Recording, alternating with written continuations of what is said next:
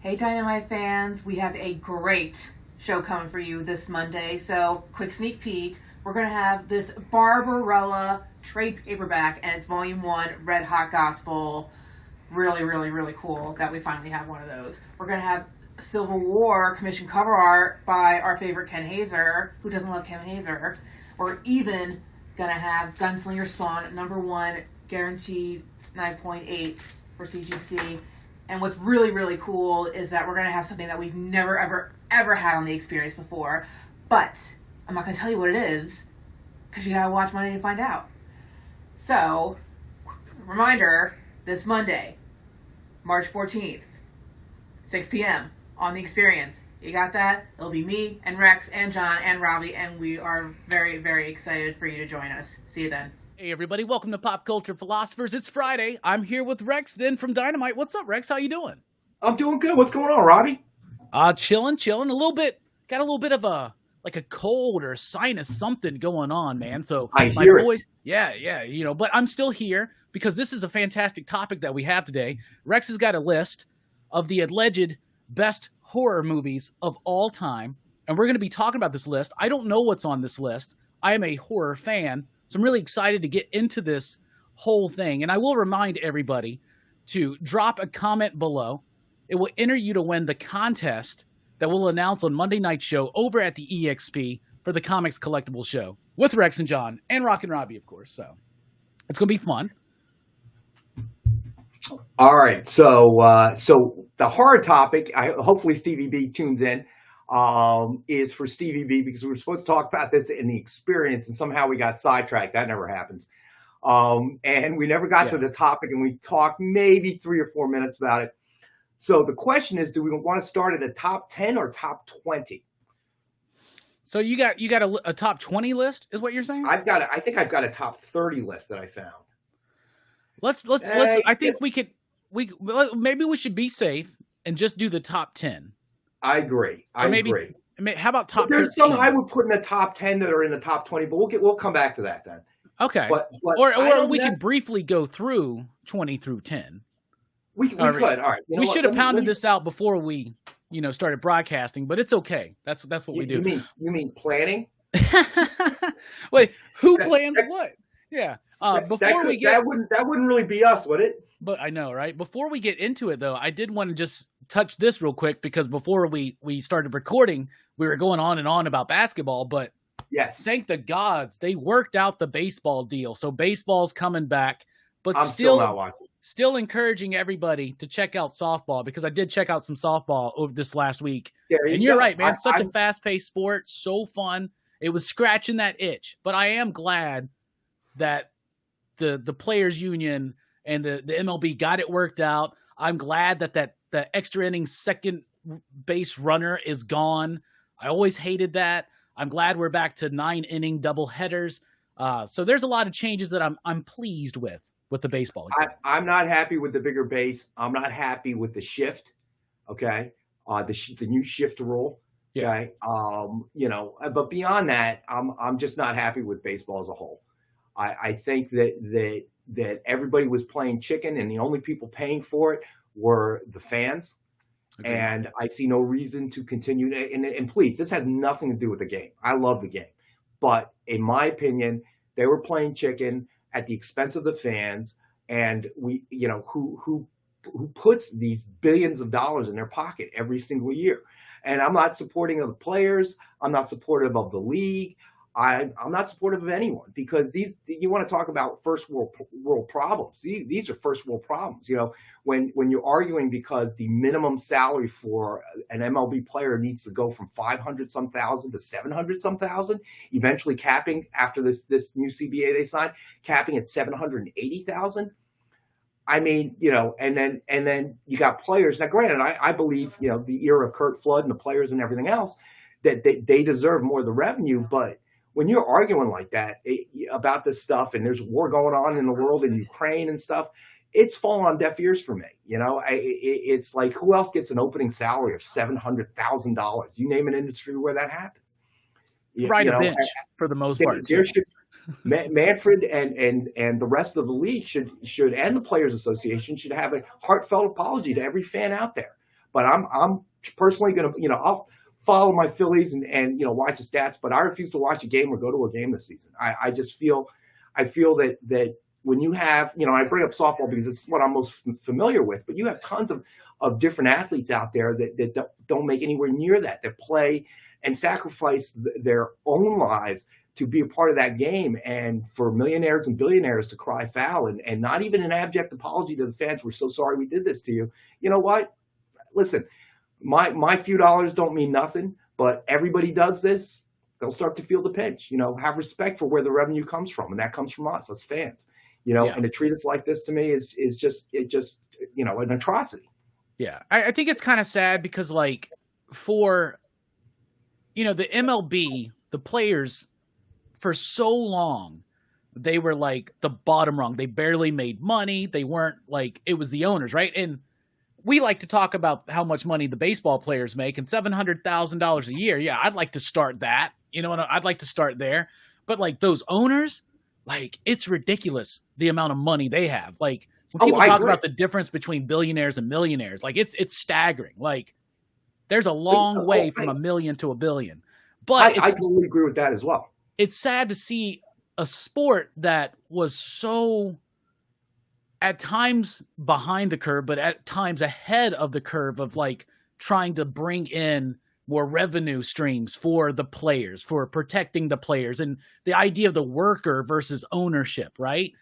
We're getting lost in that now. Ever since the Moneyball era, most of us, we don't care about your fight to get these guys $200K more a year. You know what I'm saying? And exactly. Me personally, the shift, I get it. I understand why the players, especially the offensive players, hate the shift. I understand that because there's nothing more infuriating when you go, okay, they're doing the shift. Of course, Aaron Judge just hit right into the shift. Of course. But at the same time, play your position. I don't know. At the same time, as a fan, I'm get rid of the shift because I want to see my Yankees do better. So I hear that, but the same thing you might tell a youth sports baseball or softball team. You know what? You don't like the shift? Don't hit it there. Stop hitting it there. Well, it ain't as easy as that. It ain't as easy as that, Rex. But I'll tell you, Robbie, it's not easy to do, but it is as easy as that. Okay, if they're shifting to the left, okay, then swing later. If they're shifting to the right, swing earlier if you're a right-handed batter. The ball goes in a direction depending on what time you hit the ball. That's it. If you swing earlier, you're going to pull as a right-hander to the left side. Yeah. If you swing later, you're going to go opposite field. Okay. Yeah. Is it easy to do? No, nothing about the game is easy to do. But my point is that a defense has a right to play however they're going to play. Okay. If they decide I want to only have two outfielders out there, I think that's not very smart, but who's to stop that team from doing that is my point. My favorite thing about the shift, Rex, was always watching the players that could work against it, right? Mm-hmm. And just watching somebody just do a tiny little roller go right across the left field side of the thank you. Because nobody's there.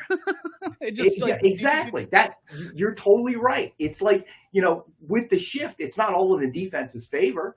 All of a sudden they're leaving one side of the field with a gaping hole in it. Put it in that hole. A gaping hole station. Yeah. I mean, the batter's well, I can't change my swing. Why? Because because a bunt's not you or whatever.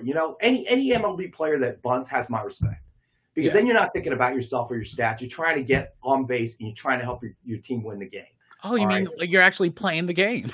Yeah, right. As the rules dictate that you should play it, right? So if somebody's going to shift, take advantage of that. Pop it. You don't need a homer. Pop it into the hole. They're leaving that big gap for you. Pop it in there. What's crazy is when you watch an MLB game, you can tell how little people practice bunting anymore because people are the saddest bunters nowadays, bro. They'll just pop it right up to the catcher. Yeah. It's embarrassing. At BP, everybody's trying to hit the fence, man. That's what it is now. So I'm no expert. I played until I was 16, 17. And I used to be why do we got to practice bunting? I never bunt. I hate bunting. I don't want to bunt. I feel like that's cheap. I understand that. And I was also not a good bunter.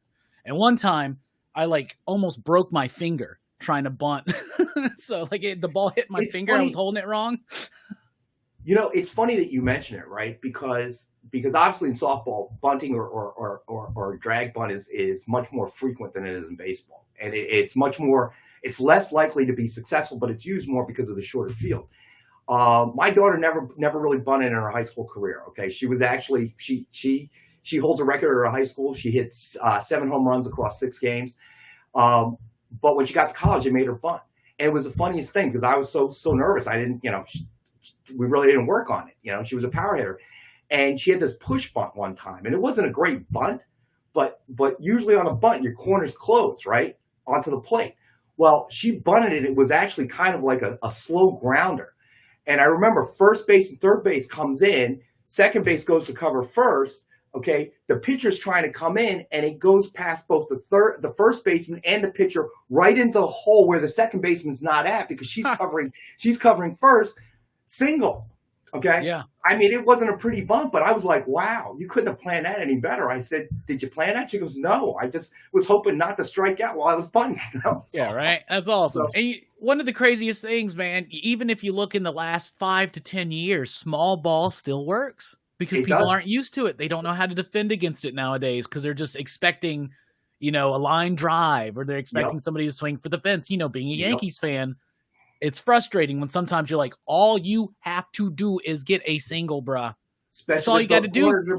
That's all you got to do, Gary Sanchez. Why are you swinging for the fences when you're 0 for 25 right now? Like, why are you swinging for the fences when all you got to do is just get a single and we get to run? Because bunting's not sexy. Yeah, I get it. That's what it boils down to, man. Hey, and that happens with a lot of sports, right? Basketball. It does. So yeah, the games change because of what we want, what some fans expect, and this and that, and the ESPN highlight. Like, you don't see many bunts on the ESPN highlight. Yeah, well, who's going to put it on there unless it's like a walk-off, single and you win the game? Yeah. I mean, other than that, the only time you see a bunt on the ESPN top 10 is when like the catcher, the third baseman, does an amazing like web gym play to get the guy exactly. out. So it's just that's why you don't see it. But what are you going to do? All right. Well, enough about sports. We've covered our 10 minutes of obligatory sports talk. So that's true. I'm right. really eager to hear this list because, I consider myself a horror aficionado. So I'm excited. Okay. I'm excited to see this. So we'll count down from 20 and then we'll just talk about the top 10. All right. So for number 20 is not one I've seen. Paranormal Activity from 2007. Then 19 Suspiria from 1977. I'm sorry to say that is another movie I have not seen. So I found that surprising.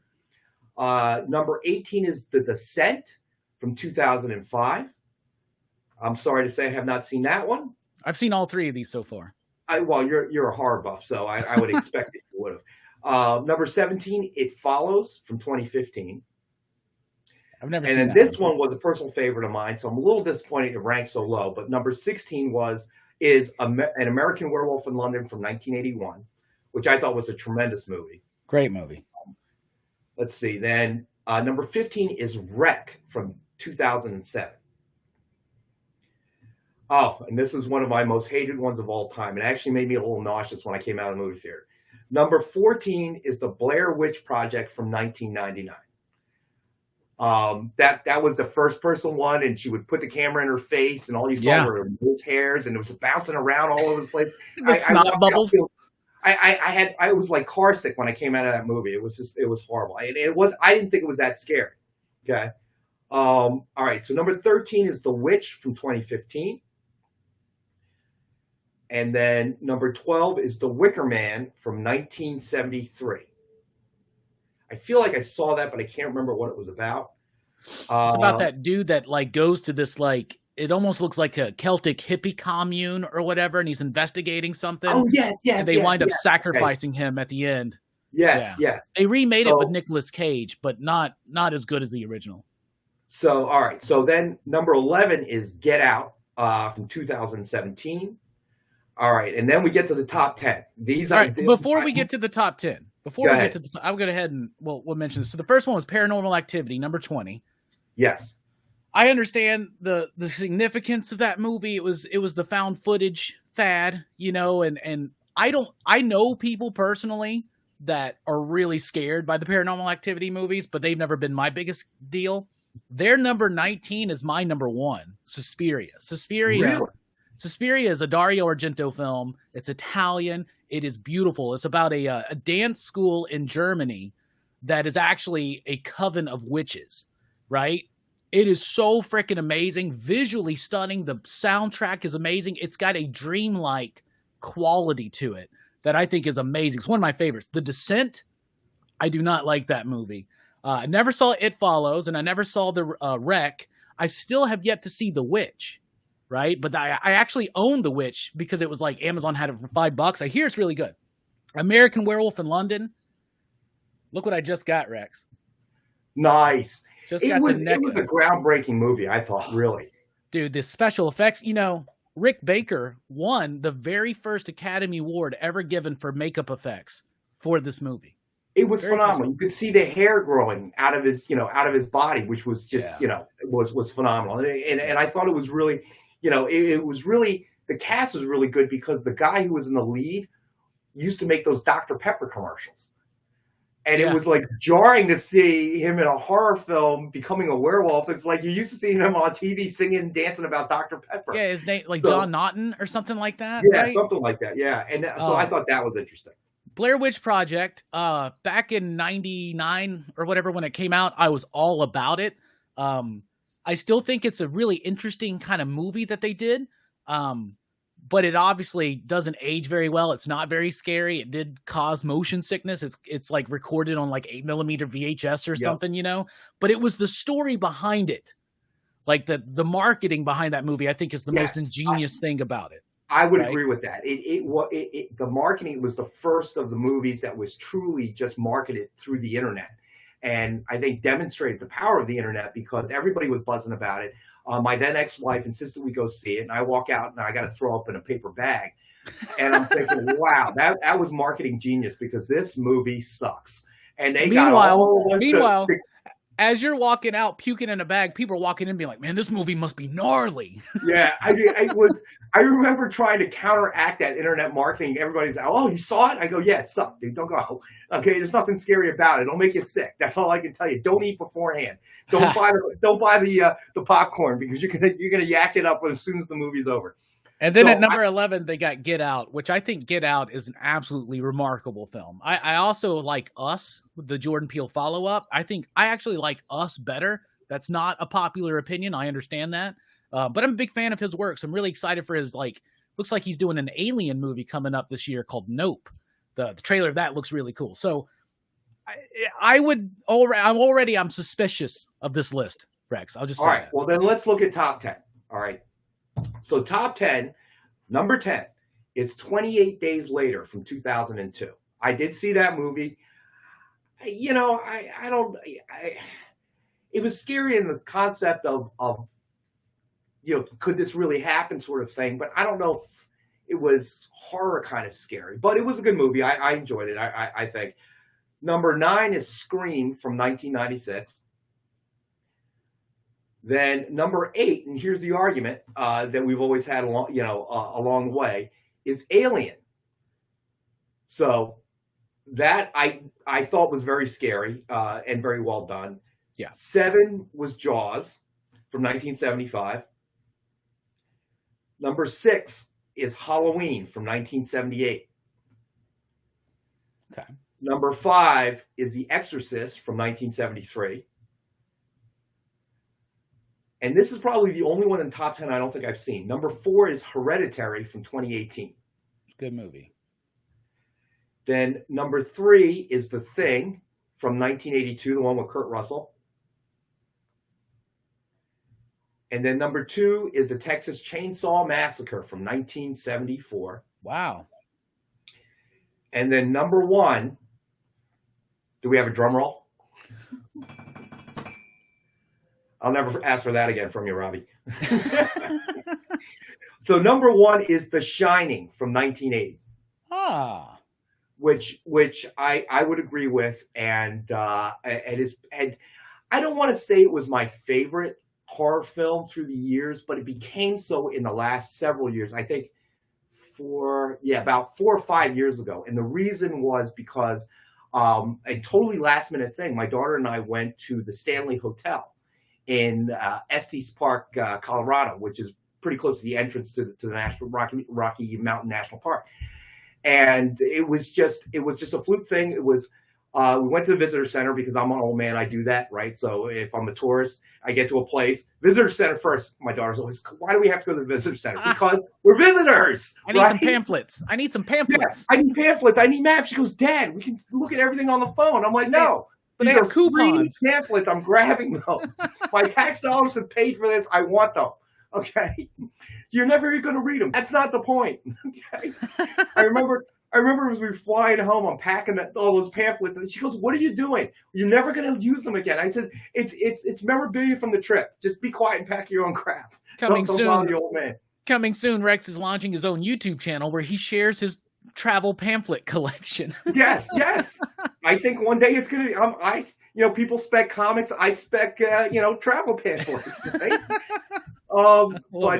But it was a great tour, actually. And the only reason we ended up there, so we go to the visitor center, and the gentleman who was helping us was kind enough to say, because we wanted to go to Rocky Mountain National Park. And he's like, yeah, there's like an hour wait. I said, we're driving. He goes, no, there's an hour wait of cars trying to get into the park. And then he showed me the map as to, you go up into the mountains and you can drive and it's real windy and get to the end and then you turn back around, come out. And that's like, it was crazy. It was like 100 miles to get to the end. And we had one day and, had already eaten up a good chunk of it. So we were like, well, this isn't going to work. And then my daughter suggested the Stanley Hotel, of which I had no idea what it was, but it was a beautiful older hotel up on the mountain. And I said, why not? We're here. Let's go. Turned out to be fantastic. I knew that it had something to do with The Shining and Stephen King, but I didn't realize how much it had to do with it. The hotel itself was the entire foundation of the book, The Shining. And it was all very true. At the time, Stephen King and his wife lived in Boulder, Colorado, and they went somewhere to visit family or something and got snowed in on the way back to Boulder and ended up at the Stanley Hotel, and it was off season.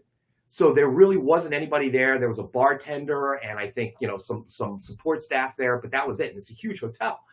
And they stayed there for a couple of nights until the roads clear. And that was the inspiration for him to write The Shining. So that it was a fascinating tour. So I suggest anybody who's in the Colorado area, Estes Park, and we went in a day. And I don't want to say it was spooky because the hotel does a tremendous business now. So every place was crowded. But, if you have time, I happen to be there, I definitely suggest that you go. Check it out. It's worth it. If Robbie, for a horror fan like yourself, to see, it's a great tour to see the inspiration for Stephen King and where it all came from. It's well worth it. You would enjoy it. I've always wanted to go see the Stanley Hotel, or AKA the Overlook Hotel, right? Yes. I was really concerned with their 20 through 11 part of this list, right? I actually 1 through 10. I like the top 10 a lot better. I would. It's arguable that all 10 of these movies belong on this list, right? And some other ones too. 100%. Scream's kind of up there. Like, I love Scream, but that's pretty much the only slasher that's on here. And is Scream the best slasher of all time? I don't know about that. I mean, the Chainsaw Massacre. Well, yeah, I guess you could consider that a slasher, but like, for instance, there's no Psycho on this list, bro. Like, where's Psycho? Psycho's in my top 5. That's a good point. Yeah, and it wasn't even in the top 20. Now that you mention it. Yeah, they only got one zombie film on here, and it's 28 Days Later, and I love 28 Days Later. I really do. I did too. That movie really hit because it came out in 2002. That opening part of that movie, we covered it last year for Horror Fest. That opening part of the movie where Cillian Murphy wakes up and he goes out there and he just sees the empty streets, and he goes up and he finds that wall of all these people like have put like missing persons flyers up and have you seen this person? And this was so right after 9/11 that like that really hit home, Yeah. So, and a lot of people would even argue that it's not a traditional zombie film, but like, where's Night of the Living Dead? Where's Dawn of the Dead? Right? Like, where's the Romero on this list? Where's this list come from, Rex? This list comes from me see. Now, keep in mind, it was top 30 that they gave, so we only read the top 20. Hold on. Let me get up here. All right. This website is gamesradar.com. Best horror movies. Okay. Total film, I think it says. I've never been on this site before. Games Radar is the new name for Newsarama. So that's Newsarama. Okay. Yeah. Then I have been on this before. Okay. Yeah, some of the 30 to 20s, I don't know. I mean, like 30, they have Host from 2020. I haven't seen that. Saw from 2004. Then let's see. 28, The Birds, 1963. So that was I think that was the only Hitchcock one. And it says, we know that it's not just talk, and Hitchcock's Psycho is genuine horror masterpiece. But then why is it on their list? Okay, so here we go. Number 27 is Dawn of the Dead. Number 26 is Shaun of the Dead. They put Shaun of the Dead ahead of Dawn of the Dead? I know. 25 is A Nightmare on Elm Street. Okay. And then 24 is Evil Dead. That should have been way higher. Let's see. And then what I say? Would I say 24? Oh, 23 is Babadook from 2014. I have not seen that one. That's a good movie. I like that one, actually. 22 is The Cabin in the Woods from 2011. Okay. 21 is A Quiet Place from 2018. Yeah, this list is whack. List, isn't it? This list is whack. Left out a lot. Yeah, they left out a lot. So, okay, I first of all, the top 10 movies are great. Like Alien, one of the best ever. Like honestly, Jaws, straight up. Halloween, Exorcist, Hereditary is really good. It's a little weird to put that above The Exorcist. They have Texas Chainsaw Massacre so freaking high on this list. It'd be a little. I think it's a little high. Yeah, I mean, it was a good horror flick, but number 2, I'm not sure. Ahead of The Exorcist and The Thing, right? You know what I'm saying? The Exorcist definitely should be, within that top 3, I think. I loved Alien in the sense that I thought that they had achieved a really good balance. There was enough gore, but not too much. A lot of that movie was the suspense, the dark corridors, the turning of the corner, and I really liked the second part, Aliens, but I would call that more sci-fi than horror. And because you got a team of Marines, and there's a lot of shooting guns and stuff like that. So the suspense element was still there, but I felt like it shifted, but it was still a good movie. That was the thing. And I thought they had successfully made that jump.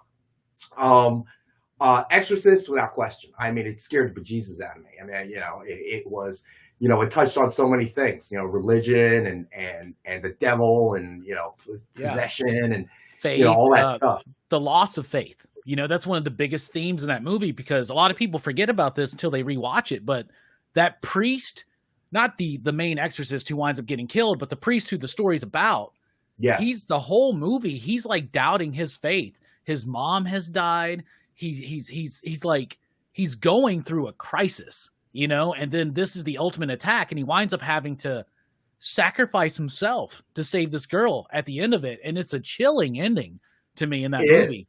Yeah. And what's interesting is for horror films, when I get to that top, 2 or top 3. So like The Exorcist, I went to college in the Washington, D.C. area. I remember when my freshman year, a bunch of us went to go see those stairs that he leaps out of. Yeah. Okay. Far less scary than it is in the movie. I'm going to tell you, it just looked like a bunch of stairs. Like, okay, all right, it leads, big hill. There's stairs on the sidewalk. Okay, yeah, all right, And we even tried going at night. Not scary. Okay. Yeah. Stanley Hotel was a totally different experience. So that's how The Shining kind of vaulted up. So I like the horror movie if I'm making the effort to go visit some of the scenes and shots and there was another movie that I felt like that's not even on the top 30. Oh, I can't remember the name of it. It was the little girl on TV. Remember? Poltergeist. Yes. Yeah. That didn't make the top 30. I thought that was a very scary movie. I think You it know? is too, especially for being Yeah. a family film. It's a pretty scary movie. Yes, and the TV and all that. So I was a little disappointed not to see that on the top 30. But again, this is just one writer's opinion on what the top 30 is. So Yeah, there's some so good ones on there. I mean, I'm actually cool with The Shining being number one. I am too.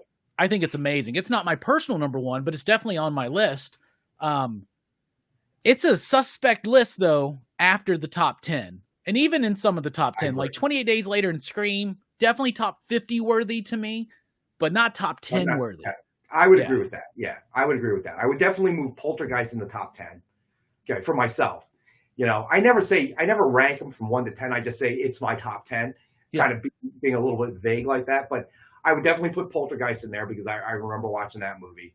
Trying to think. The oldest movie on this top 10 is probably TCM from 74.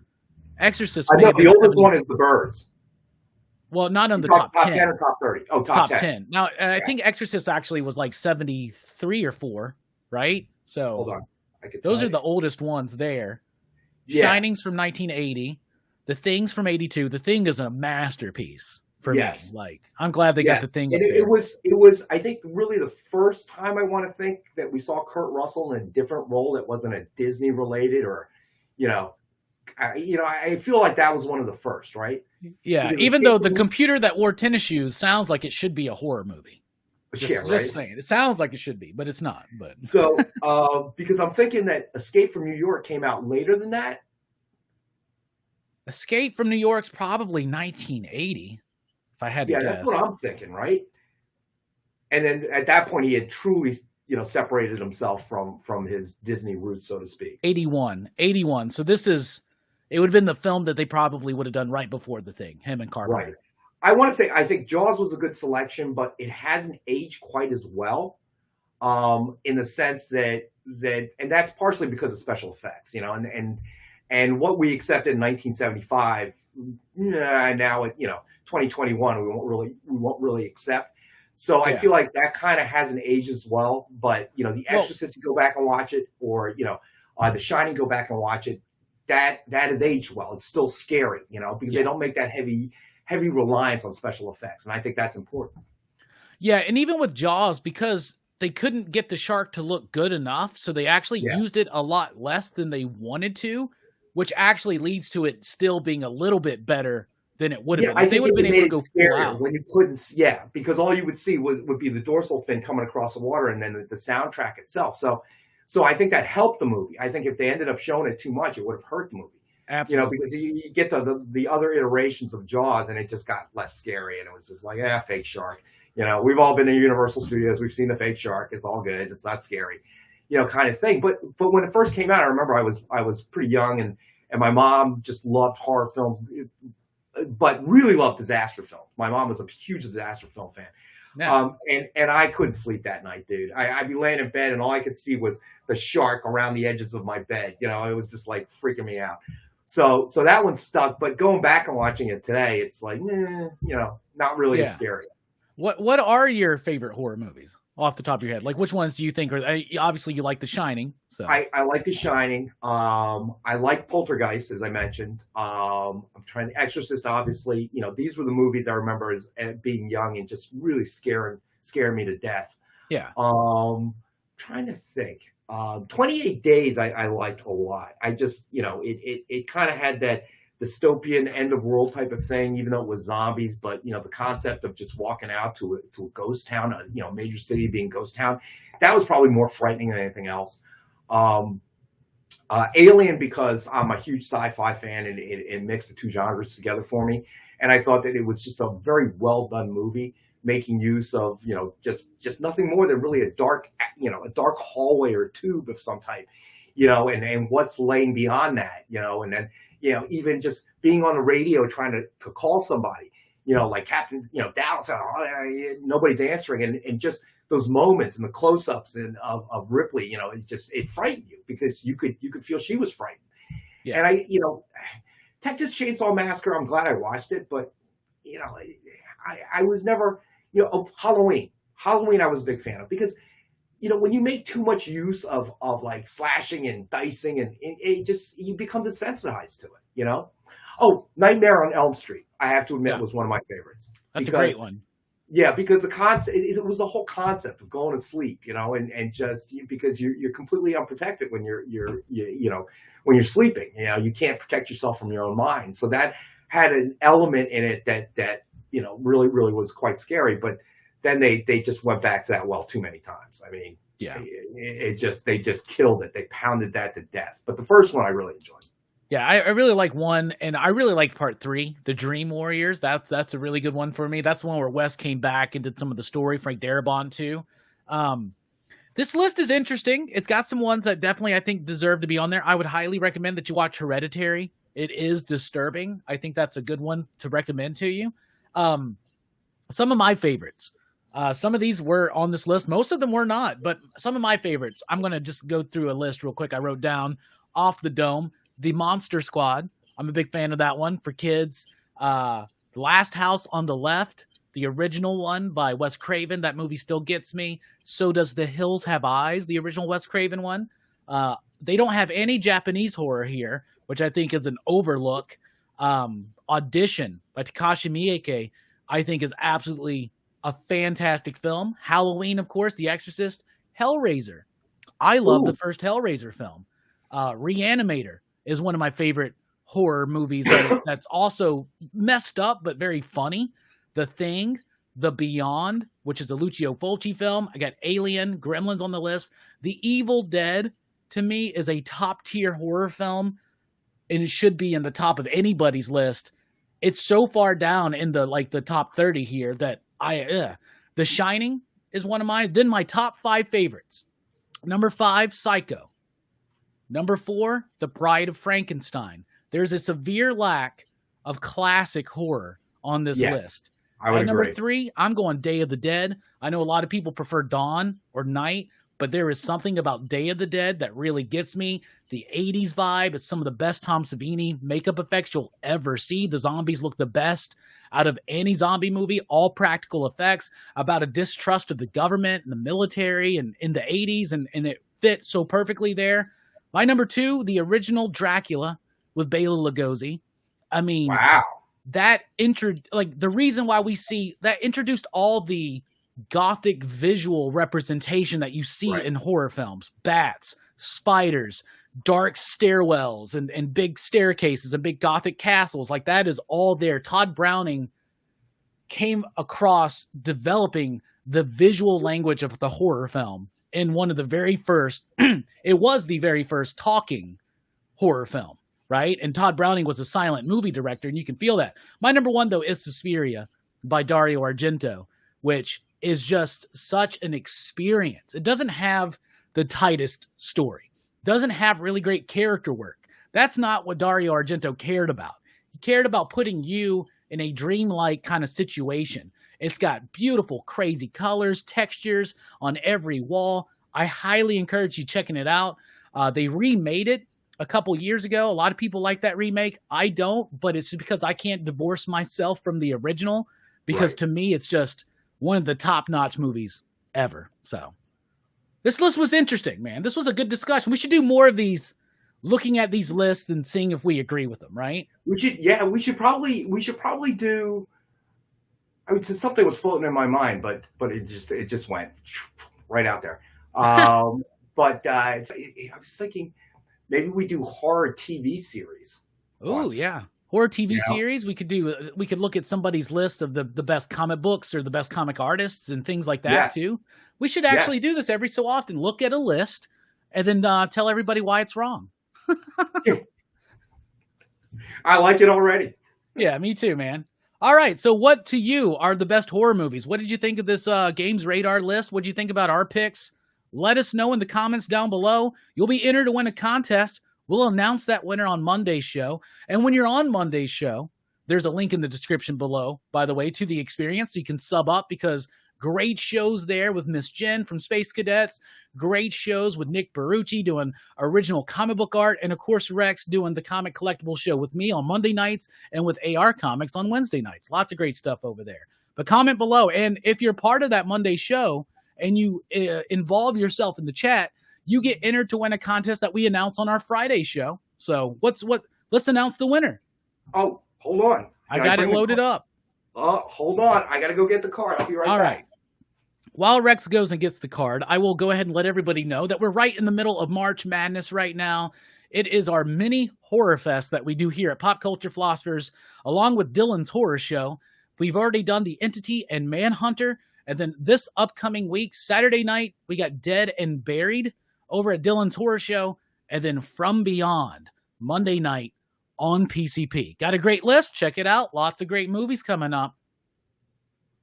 All right. So today's winner will receive this Deja Thoris hand sketch card. So this is hand sketched. All right. And it was part of the Deja Thoris trading card set. So we have one available for the winner today. And there it is. Nice. And I already got the randomizer loaded up. Rockin Robbie's Excellent. Revolutionary Randomizer of Ridiculousness. All Clicking right. the button. So And the the winner is Mikey G. Mikey G is the winner. Congratulations, Mikey G. Let me write that down. Awesome. All right. Well, thank you, everybody, for checking out the video. Rex, thanks for being here. This was a great conversation. It was a lot of fun, man. You're coming up with some really good topics here. Well, I did this one for Stevie B, because we were wanting to talk about horror movies, and he was ready. He was ready. And another thing I like is sometimes these topics bleed over into our Monday show. So now maybe we can get Stevie involved in the conversation. I hope he drops a comment down below as well, because I love horror films and I love talking about them. And like I said, we're in the middle of March Madness right now, y'all, where it's just horror movies, 2 horror reviews each week between PCP Movie Night and Dylan's Horror Show. We got a great list. Great time. So, Rex, always appreciative of you being here, even though you've given up on baseball. But just for a year. We'll see what happens. Just for a year. All right. Well, we're dipping out. Everybody comment below. Enter that contest. Check us out Monday night over at the EXP. Tonight over at the EXP, we got the original comic art show with Nick and lots of fun throughout the weekend. Rockin Robbie Live, Dylan's Horror Show. And, of course, join us over at the Experience for the Comic Collectibles show with Rex and John and Rockin Robbie. Rex, appreciate it, bro. My pleasure, bro. I'll see you Monday. All right. We'll see you all soon. Station.